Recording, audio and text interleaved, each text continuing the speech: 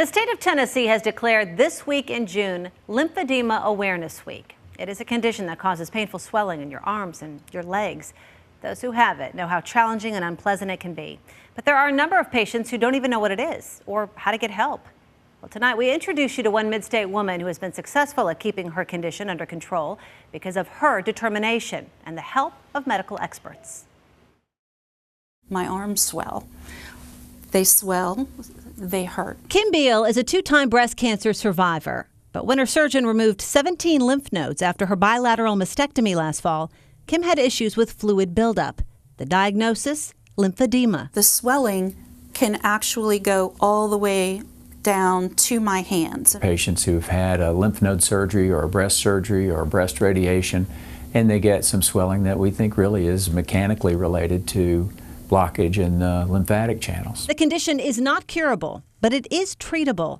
And in Dr. Pat Whitworth's Nashville office, there's a team approach to make it preventable. My therapist is in my cancer surgeon's office.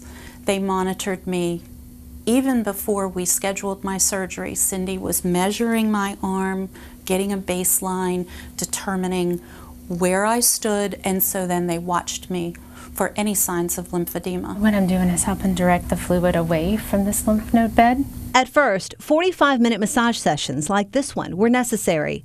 They helped Kim's extra fluid make its way to other areas in her body. If that fluid stays any length of time in those tissues, they lose some elasticity, they tend to stretch.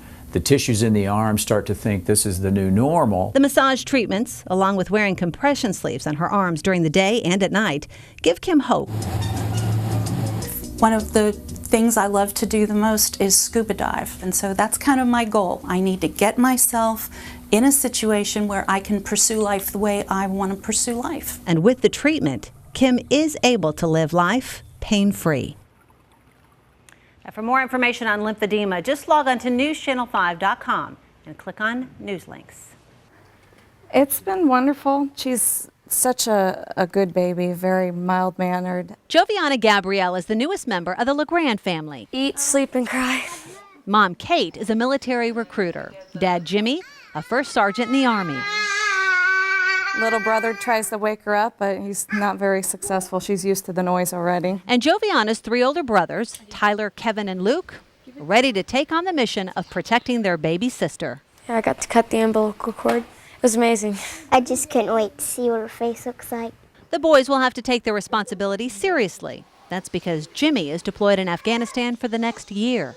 He wants her to be Daddy's little girl, and he was kind of afraid distance would prevent that, but we're not going to let it happen. Well, it's restarting right now. In fact, before Jimmy left, he and Kate decided he wouldn't miss a minute of Joviana's life. It is 3:28 a.m. there. Yay! Which is why when Kate went into labor at Vanderbilt Medical Center, family members instantly logged on to their Skype. Hey, honey. Skype is downloaded software which enables folks to talk face-to-face via computer. It's almost like you're here. I really like this. I'm glad we were able to do it. Jimmy not only got the chance to support Kate during labor, he even got a chance to say hi to his own mom. Excited? During his past deployments, he's never been able to talk to his mother or father because of the fact that one is deaf and one is hearing impaired. Within minutes of their conversation, Joviana was ready. Pull over. So, Kate made sure Jimmy was, too. Where do you want to be, honey? Right there, perfect. And even though Jimmy was 8,000 miles away, And strong push. There you go. Hello, sweetheart. he was right by his wife's side for the birth of their daughter. All right, reach down and grab your baby. Here's your baby. There you go. There you go. She's beautiful. Hello. Oh, she's beautiful. Say hi, Daddy. Oh, I know. Filled with tears of joy any proud dad would display. You did it. You did a great job. Yeah. Show Daddy your toes. 1, 2, 3, 4, 5. This was like he was here. Yeah, I cried my eyes out. She looks beautiful. Back at home, they talk with Jimmy every day. Say hi, Daddy. You want to say hi? so he can make good on his family commitment She's been sleeping a lot this afternoon. and not miss a minute of their lives. Not a moment goes by that he doesn't know about, so he doesn't have to miss out on her growing up. Dreaming of daddy. And I knew that we were making these crosses for children. And I immediately just took down the 2 pink crosses and I wrote that brief letter to let you know, I believe that God is still in the healing power. A letter and 2 pink cross necklaces sent to News Channel 5 intended for 8-year-old Michaela Gogofsky. It's very hard to see your child go through the stuff that she's going through. I mean, I don't wish that on any parent. Michaela is battling brain cancer, and after seeing her story, folks who don't even know her want to help, like Morris Ray. He wrote this letter.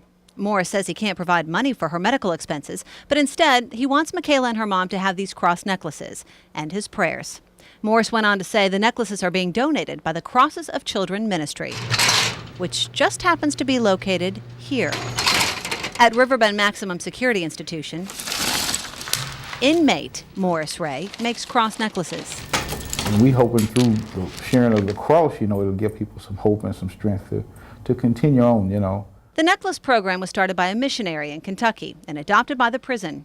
Morris gave it the name Crosses for Children Ministry. This ministry has brought guys together who normally don't even associate with each other. In 3 years, this positive prison program has grown, and dozens of men participate. When we started this, it was just guys that just came out of the woodwork and said, I want to be a part of this and I want to help in any kind of way I possibly can. 1,000 necklaces have already been sent to churches, battered women's shelters, and hospitals. We're trying to distribute them to wherever the need is and to as many children as possible, especially the children in hospitals and who are going through difficult times in life. The necklaces are all unique. I did the blue and white ones. I said those are Tennessee Titan colors. So, I just coming up with different little scenarios. And each have special meaning. I put pink in some of the necklaces because of the representing the cancer. 2 of his latest creations are the ones he sent for young Michaela Gogofsky. Doing time for taking a life, Morris Ray now spends his time trying to improve one. I've learned over the years it's not what I can get for myself or do for myself, but what I can do for somebody else. And regardless of where I am in life or my circumstances in life, it don't mean that I don't have the ability to reach out and try to make a difference in somebody else's life. Kristin Priesol, News Channel 5 HD.